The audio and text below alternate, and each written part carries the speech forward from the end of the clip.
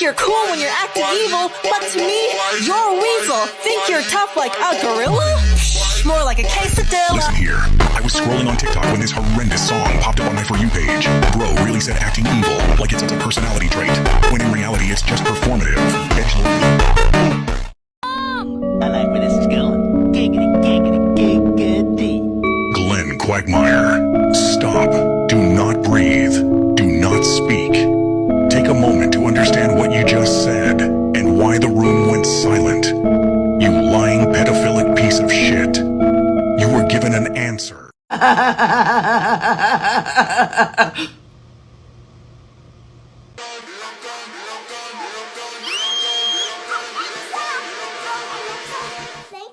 Timothy Cooper III, sit your zesty ass down and let's have a little chit-chat. The fact you did that gay shit in front of your father is disrespectful. That moment isn't humor, it's forced shock value. Brian, hear me out. I got Five Nights at Freddy's security breach.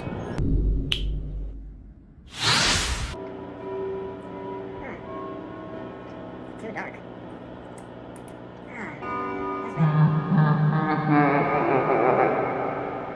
Brian, let's get this clear.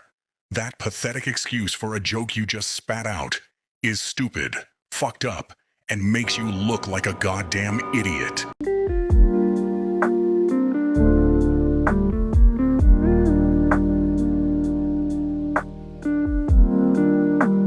You can have what's left. There won't be any left. There's never any left. Happy Thanksgiving! Listen up, greedy fat nigga.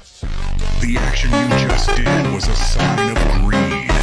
Instead of letting you continue, how about we have a little chit-chat? Your greediness exceeds levels that even the sin of greed.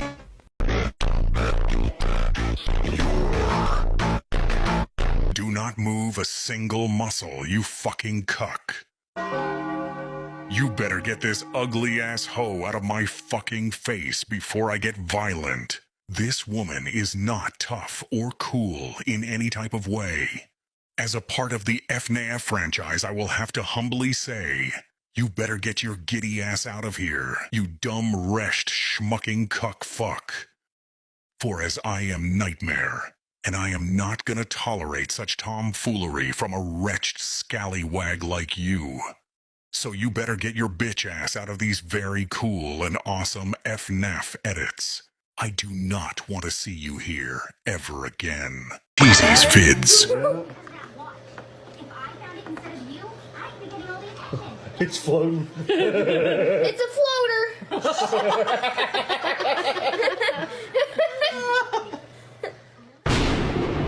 Christopher, please take a seat.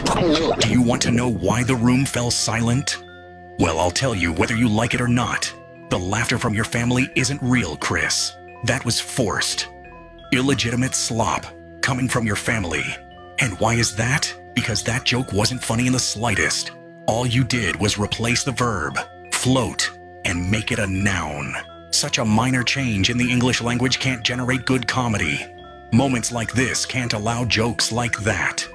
While those may work with your friends, time like this mean business. And you, Chris, clearly didn't put in the work. With that being said, I will take you and your family to the 9th layer, where all of you will walk the trail of 7,000 miles of Legos. Nightmare, out.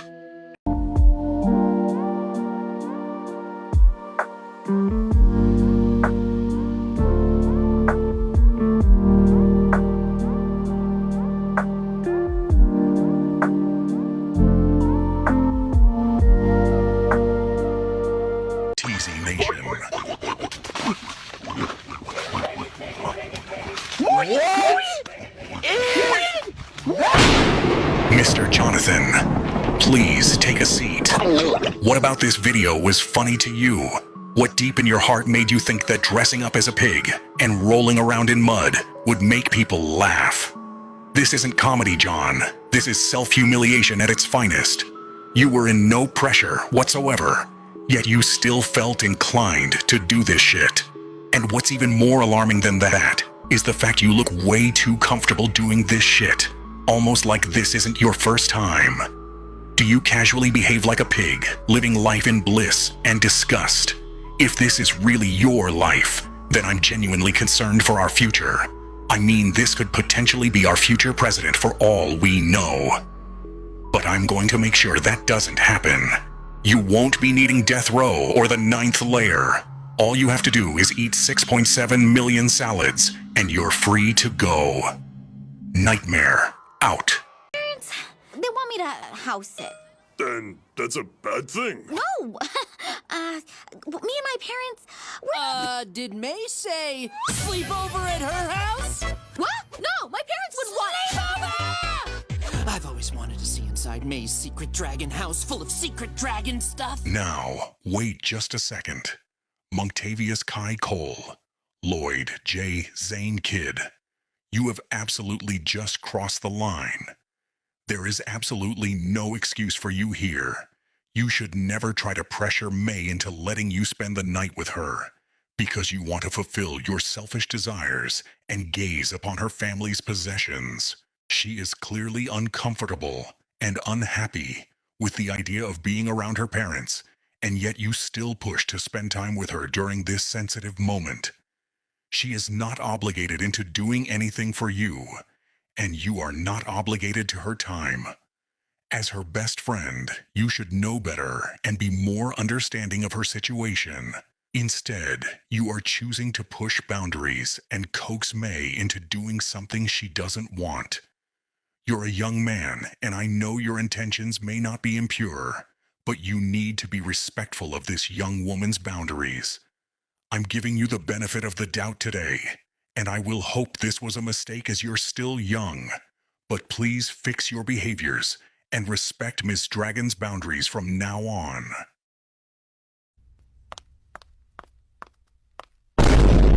You know, you just need to relax and stop overreacting.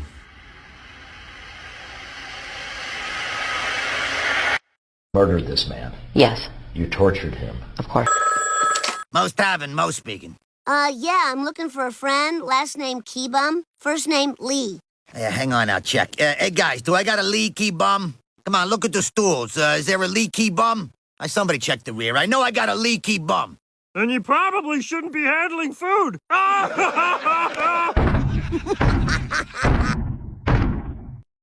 Bart Simpson, do you have any conception, any at all, of the intellectual vacancy required to believe that prank calling a man like Mo Sislak with a fabricated identity such as Lee Keybum constitutes humor?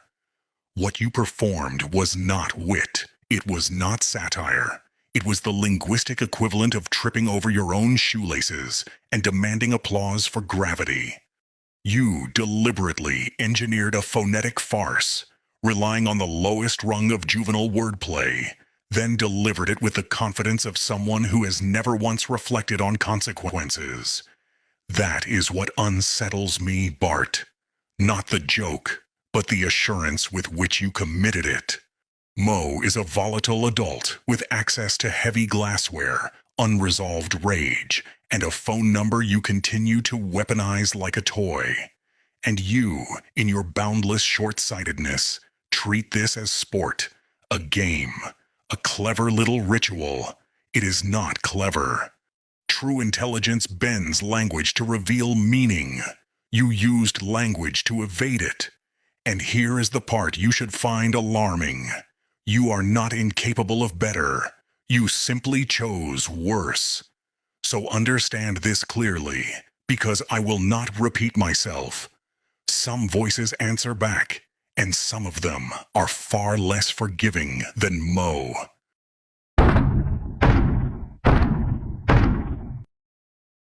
Hey, Peter, who are these guys? Oh, this is just my looping gif of black teens reacting to a very mild burn. Huh, sounds kind of pointless. Oh, you mean like your feet?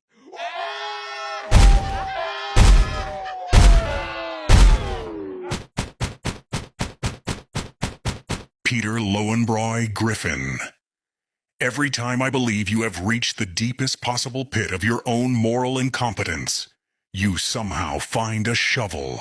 You walked into that bar, your usual den, your so-called place of friendship.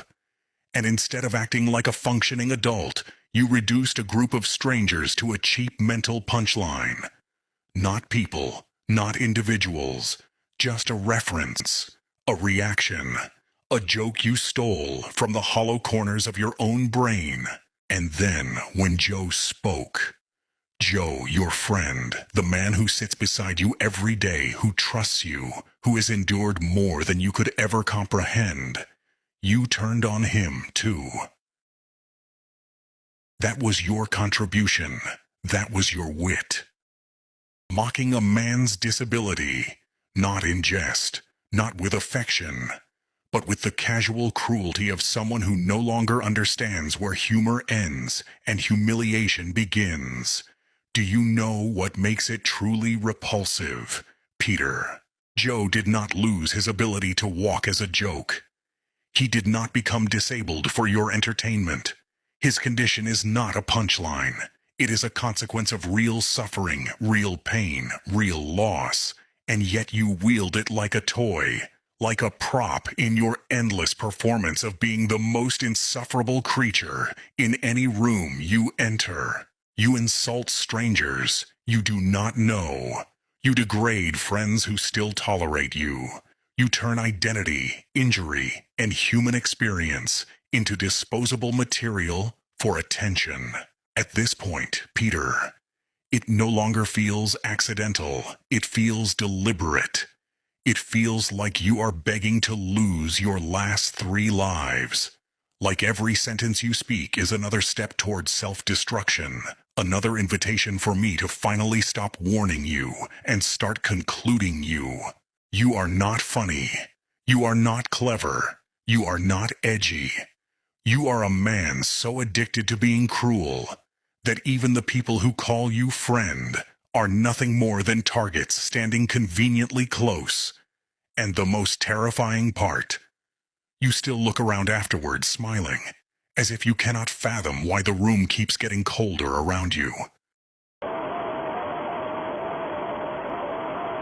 Peter, you now stand at 2 lives. The margin for error is gone. One more mistake will no longer be a lesson. It will be a verdict.